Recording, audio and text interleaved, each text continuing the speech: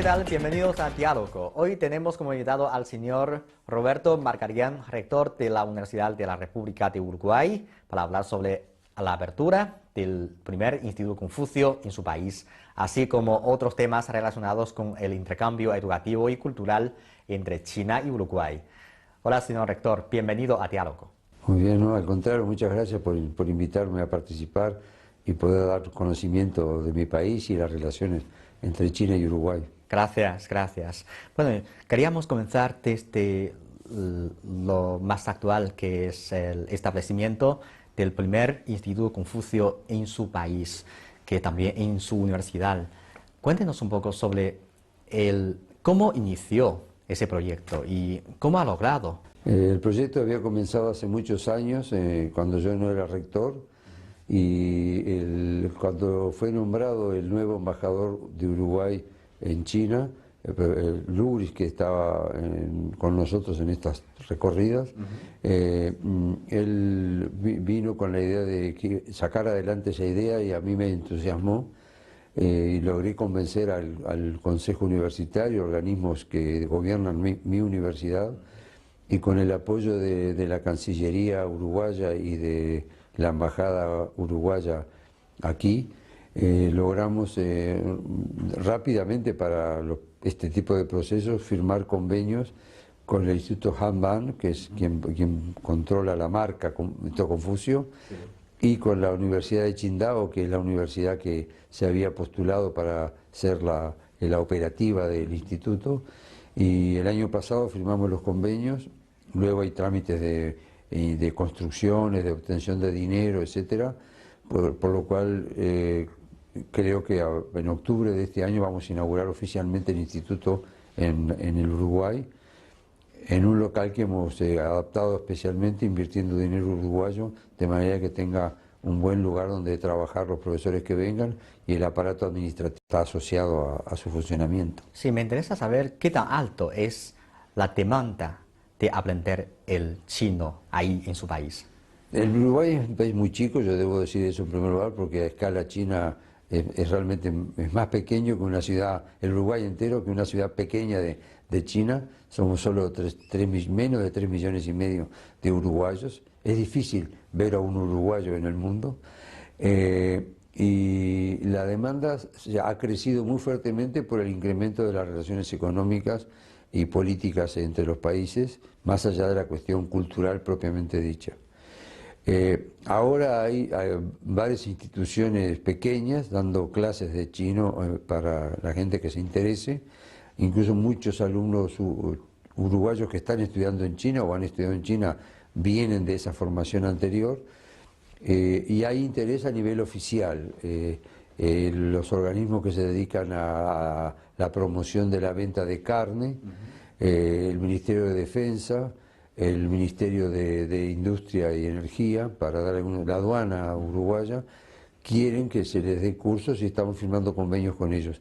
Yo creo que en el primer periodo van a haber unos 30 alumnos iniciales, y por suerte va a haber una instancia extra que es independiente del Confucio, por el cual el Ministerio de Comercio de China va a mandar a varios profesores para que den cursos iniciales a 100 personas, que serán, creo, los alumnos naturales inmediatamente después del Instituto Confucio. Sí. Así que las cifras son, yo diría que de ese tenor. Una parte van a ser gente que lo va a hacer gratis porque son estudiantes de la universidad, una parte que va a pagar por vía de convenio con instituciones, y una parte de gente que esté dispuesta a pagar sus estudios de chino para poderse integrar posteriormente a este incremento de las relaciones comerciales y políticas. Sí, pero sin duda que esa demanda está aumentando, está aumentando, sí. Bueno, además de enseñar el chino, para usted, ¿qué beneficios también traerá este Instituto Confucio para su universidad y para su país? Acá hay una parte que tiene que ver con las obligaciones que las universidades tenemos, hasta por su nombre, de universalidad.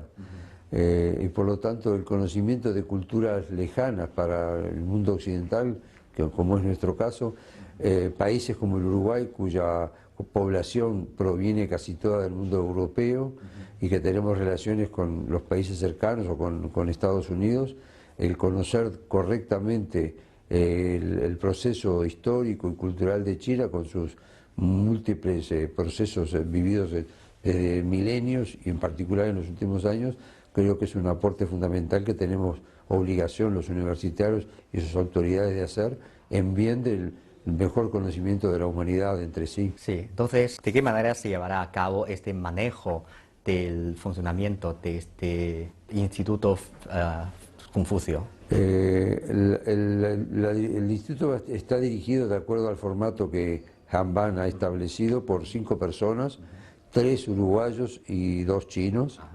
Los rectores de las universidades que ejecutan el convenio son miembros naturales de la dirección, yo y el rector de la Universidad de Qingdao. Y desde el punto de vista financiero, yo diría que van más o menos por partes iguales. La universidad está poniendo un buen local, invirtiendo mucho dinero arreglándolo. Vamos a hacer una gran cocina que pueda enseñar culinaria china. Vamos a poner los funcionarios administrativos y vamos a pagar el alojamiento del lugar donde vivan los profesores chinos que vayan.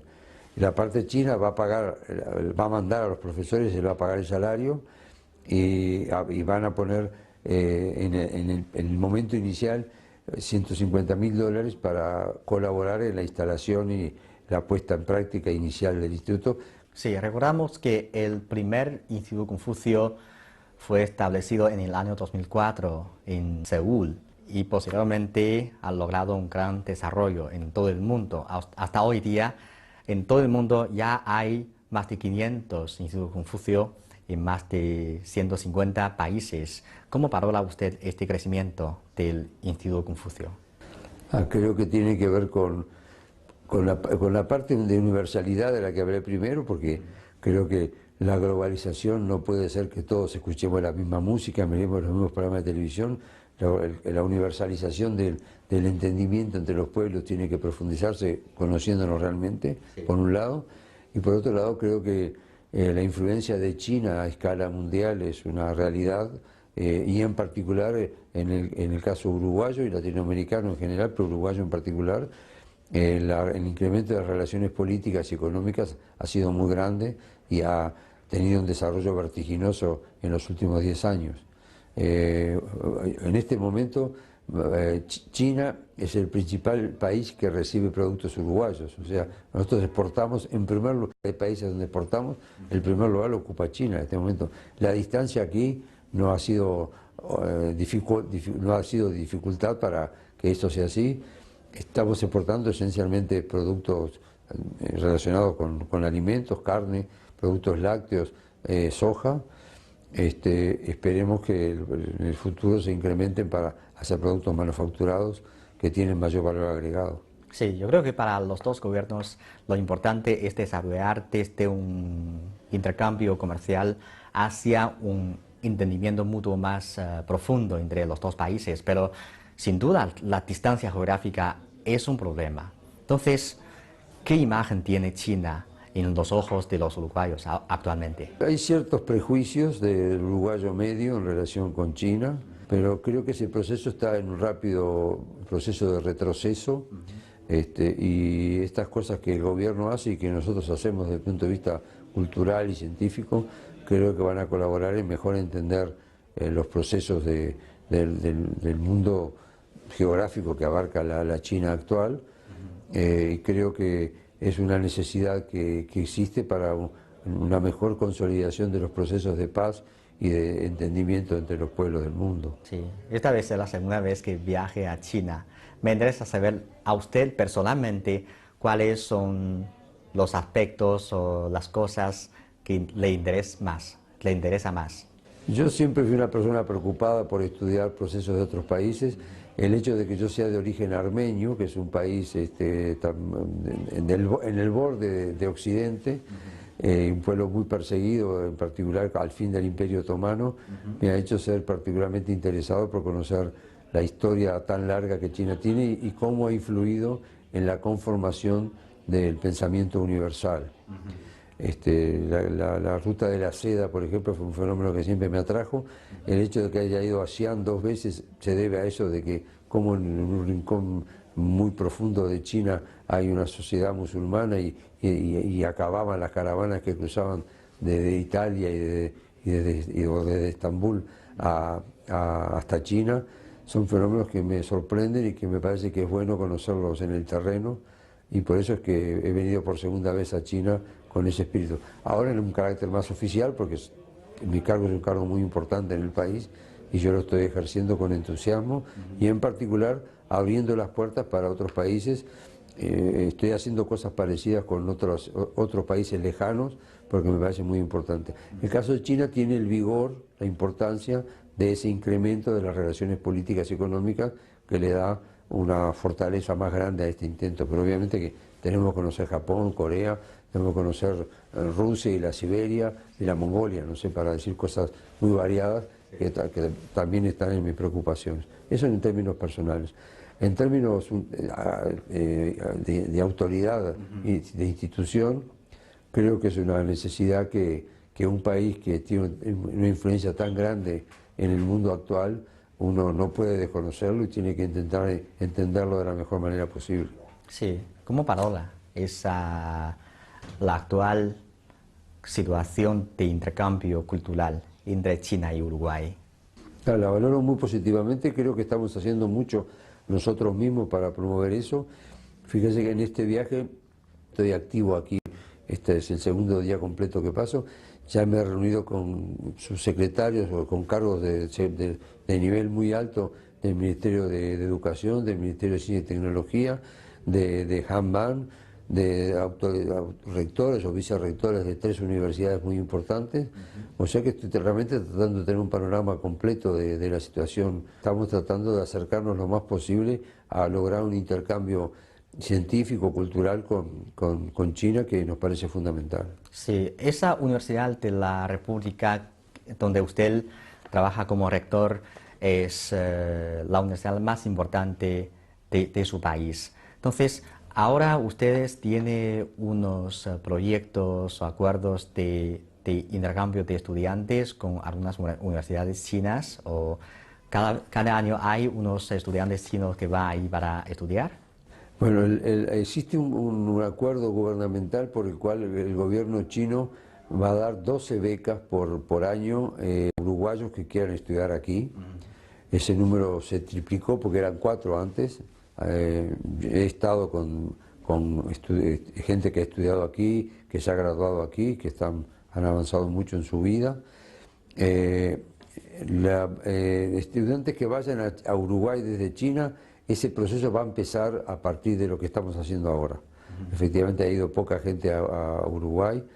El hecho de que es un país muy pequeño y que hubiera pocas relaciones anteriormente ha dificultado esto. El año que viene conmemoramos 30 años de las relaciones diplomáticas de Uruguay con China y estamos seguros que eso va a fortalecer muy fuertemente todo tipo de relaciones, en particular el intercambio de estudiantes y de profesores, que generalmente hasta es más fácil porque los científicos nos entendemos entre nosotros y muchas veces hacemos las cosas por el costado de lo oficial. Yo mismo vine a China anteriormente sin que nadie supiera de ninguno de los dos gobiernos, por más que vino una cosa muy importante que fue inaugurada por el presidente de China en el Palacio del Pueblo, en una reunión muy grande, habían 4.000, 5.000 matemáticos aquí. Sí. Del mundo. Sí, sí. ¿Y ustedes tenían unos contactos con, por ejemplo, estudiantes chinos o profesores chinos? ¿Qué impresión tiene de ellos? Los estudiantes chinos son gente muy aplicada,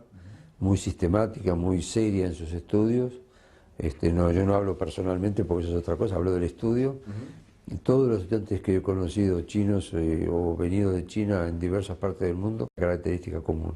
Los que conocí en Brasil, donde yo mismo he estudiado y he trabajado mucho tiempo, los que conocí en los Estados Unidos, los que conozco aquí ahora en esta visita en dos universidades. Nos recibieron estudiantes chinos, en una delegación muy grande, nos entregaron un montón de café y conversamos con ellos. Ahora en la Universidad de Pekín vino un grupo de estudiantes de idioma español muy amables que me sorprendió que me dijeron que habían entrado en su generación 18 y en tercer año, que es donde están ahora, ya quedaban, seguían siendo 17, solo uno había abandonado, y ese había abandonado porque se había dedicado a la matemática y ahora está en segundo, no en tercero. En realidad no abandonó, perdió un año nomás. Y eso muestra que los estudiantes cuando deciden estudiar se concentran y avanzan en sus estudios. Y estos muchachos, digo muchachos porque tenían 22 o algo así años, los vi hablando un español muy bueno, un español de España, porque la influencia del español de España se nota. Ellos hicieron 6 meses de estudios en universidades de Granada, de Barcelona y de Madrid, pero esperemos que muy rápidamente haya chinos que hablan español del Río de la Plata, que es de donde venimos nosotros. Sí, seguro. Esta vez tenemos la oportunidad de hablar con usted, que es un rector de una universidad. También queremos aprovechar esta oportunidad para hablar un poco sobre la educación superior, porque en años recientes en China había muchas discusiones sobre la calidad de la educación superior. También algunas universidades chinas están tratando de esforzarse para convertirse en los llamados como universidades de primer nivel del mundo. Pero como rector, ¿cómo califica usted una universidad del primer nivel del mundo? ¿O para usted es importante o no? Existen sistemas de clasificación de universidades en los que yo personalmente y el Uruguay en general no le damos la importancia que se le da en otros lados. El modo como califican a las universidades está muy influido por el mercado y por el grado de penetración en el mundo del trabajo de los egresados, y yo creo que eso no es lo único que hay que medir. En los países con dificultades económicas como es el Uruguay, importa mucho preocuparse también de que los estudiantes de origen más pobre puedan estudiar, de que la institución influya a nivel de la sociedad de su país, y esas cosas no están cuantificadas en estos rankings. Con todo existen y supongo que se hacen honestamente, pero puede que no estén midiendo lo que uno querría que midieran. Aún así, el esfuerzo que están haciendo las universidades de muchos países, en particular las de China, por estar lo más alto posible, creo que es un esfuerzo que hay que reconocer y que puede que les dé frutos muy importantes. Las universidades de China las universidades bien conocidas de China, en particular las de la cercanía de Beijing, son bien reconocidas no solo por la calidad de sus estudios, sino también por la calidad de las investigaciones que hacen. Por ejemplo, está claro que una universidad china ha estado íntimamente relacionado con el desarrollo de los ferrocarriles de alta velocidad, que China está extendiendo a una velocidad, no solo que corre muy rápido, sino la cantidad de líneas que se siguen abriendo es muy grande, y el hecho de que las universidades participen en ese proceso me parece que es muy importante, y que los rankings no miden por ningún lado. En nuestro país, a la escala pequeña que tenemos nosotros, el papel que ha tenido la Universidad de la República en lograr que la matriz energética, o sea, el tipo de energía eléctrica que producimos, se haya modificado radicalmente en los últimos 10 años, es muy grande. Hemos hecho un estudio muy detallado de los vientos que hay en el país, y eso ha permitido colocar molinos de viento que generan energía, que en algunas horas del día llegan a ser la mitad del consumo de energía eléctrica de los uruguayos. Sí. Y eso es muy importante porque el viento está ahí, se gasta solo y no produce ningún daño prácticamente, por lo tanto es energía renovable 100% casi. Sí. Usted mencionó dos aspectos de una universidad. Por una parte la educación, la enseñanza, y por otra parte la investigación, ¿no? ¿Usted otorga gran importancia a esa parte? Sí, le otorga gran parte. Yo vengo del mundo académico. Antes de ser rector yo nunca había tenido ningún cargo de gobierno universitario. Sí. Este es mi primer cargo, empecé por arriba, como yo digo, y por lo tanto le presto mucha importancia a que la investigación tenga consecuencias en la enseñanza, porque las universidades existen en primer lugar para formar el personal técnico y filosófico y cultural superior, pero eso no se logra si no se está actualizado, y para estar actualizado hay que investigar, hay que estar en la punta del conocimiento universal, y yo creo que las universidades tenemos la obligación de hacer eso simultáneamente. A veces tiene reflejos técnicos claros, como los dos ejemplos que di, pero otros pueden tener grandes filósofos, grandes estudiosos de la historia del mundo o nacional. Toda esa gama es necesaria que exista para poder enseñar bien y formar a la gente en el mundo moderno. ¿Y cree usted que es necesario que las universidades necesitan ajustar sus profesiones que tiene según la demanda de la sociedad laboral actual? Porque en China también hay unas discusiones. Mucha gente piensa que unas profesiones de las universidades no corresponden a la necesidad, a la demanda social. Entonces, para los graduados de esas profesiones es difícil encontrar un trabajo. Muchos de ellos, después de 4 años de estudio en la universidad, se dedica a otro trabajo que no tiene nada que ver con esta profesión. En este sentido tiene estos 4 años. En todo el mundo está esa discusión, y es la discusión entre el conocimiento básico que los seres humanos tenemos que tener para seguir siendo seres humanos y las necesidades que hay del desarrollo cultural y técnico y científico que no están contrapuestas, pero muchas veces no van a ritmo simultáneo. Sí. Así que haya cierto desfasaje no es nada extraño, y creo que las universidades tenemos que convivir con esa contradicción. Formar gente para un conocimiento general, sin aplicaciones inmediatas, y formar gente decididamente para cumplir una determinada función que se necesita en la coyuntura. Manejar bien un aparato, crear procedimientos técnicos más modernos, hacer estudios de agronomía para mejorar la producción de ganado o de vegetales. Todo eso se tiene que hacer simultáneamente, y las universidades tienen que vivir en esa lucha entre posiciones distintas, pero creo que en esa lucha es que se avanzan las universidades. Pensar las universidades exclusivamente para cumplir una función de dar empleo a la gente, yo creo que sería un error. Y olvidarse también sería un error. Hay que tener una visión más amplia. Sí, yo creo que sí. Sí, yo fíjese que soy un matemático puro. Cuando investigo no me preocupo de las aplicaciones que van a tener las cosas que yo hago, pero está demostrado que prácticamente todo lo que hemos inventado los seres humanos ha servido a la larga. Hay una broma de la rueda que viene alguien que viene cazando un mamut y el otro está haciendo una cosa redonda, y le dice, tú estás haciendo ciencia básica, preocupate de darnos alimentos, y estaba inventando la rueda. O sea que la rueda tuvo una gran consecuencia. Es una broma, pero creo que es bien significativa de que el conocimiento siempre redunda en avance. La conquista del espacio, por ejemplo, no tiene una consecuencia inmediata visible. Ahora nadie va a dudar de que es bueno que los seres humanos sepamos en qué mundo vivimos, en qué mundo lejano vivimos. Sí. Yo insisto que hay que conocer, ¿sí? hay que colaborar en que la gente estudie variadas cosas y que a la vez las universidades formen gente para sus sociedades. Sí, algunos estudios, algunas formaciones a lo mejor no son útiles de inmediato, pero algún día a lo mejor funcione para su vida. Sí, además el estudiar exclusivamente para tener un trabajo relacionado con lo propio, creo que está muy bien en términos personales, pero uno puede muchas veces encontrar trabajos mucho mejor remunerados, aún en caminos paralelos. Yo soy un ejemplo de eso. Yo empecé estudiando ingeniería, soy un estudiante de ingeniería fracasado.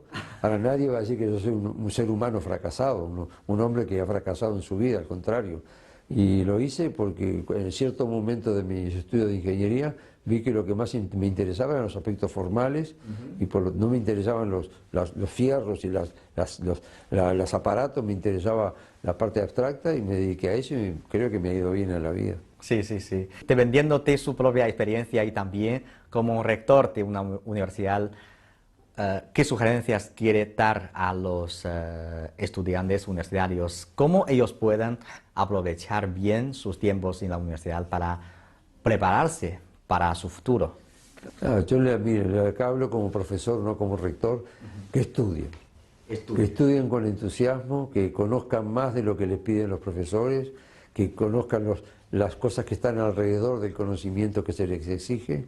Si estudian idiomas, que traten de hablarlo de la mejor manera posible. Si estudian filosofía, que conozcan no solo quién era Sócrates, sino que además conozcan a todo el entorno en el que vivía Sócrates.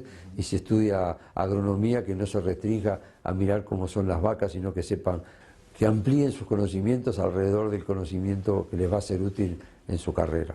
Yo no tengo más que decir. Yo sé que es un mensaje un poco raro. En países como el nuestro, donde se promueve mucho que los estudiantes trabajen, yo les insisto, trabajen, hagan su vida, tengan novia, diviértanse. Pero aquí en la institución es para que se formen y para que estudien. ¿Le parece que existen muchas diferencias en la educación superior entre China y Uruguay? Es muy grande la diferencia. Sí. En la universidad, el régimen de ingreso en América Latina, en casi todas las universidades públicas, es así como le voy a decir, excepto Brasil, que es distinto. Se entra, habiendo terminado el secundario, con algún grado de especialización, se puede entrar a la universidad. En China hay exámenes de ingreso, hay un número delimitado de lugares en cada universidad para cada carrera. El estudio en Uruguay es gratuito totalmente en la enseñanza pública.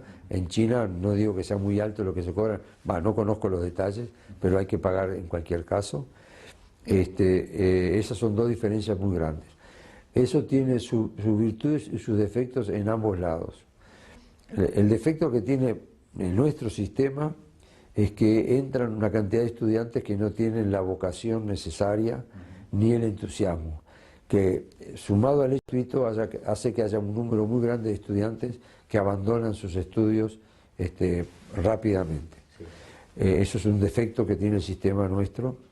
Inversamente es un sistema donde quien tiene capacidad del sector social que provenga puede avanzar, y el cobro es un impedimento para los sectores más pobres de cualquier sociedad, y ese es un defecto del otro sistema. Así que yo creo que hay que adaptarlo a las necesidades. El sistema americano, que fue montado casi todo sobre universidades promovidas desde grupos religiosos en los años 1800, es distinto. El sistema de los países nórdicos, de Europa, Suecia, Noruega, Finlandia, también es distinto. Así que cada sociedad se ha dado un sistema universitario distinto, con la finalidad común de que avancemos, de que los seres humanos conozcamos y podamos utilizar las mejores herramientas del mundo de su época para bien de todos, no solo de la persona misma, ¿no? Sí.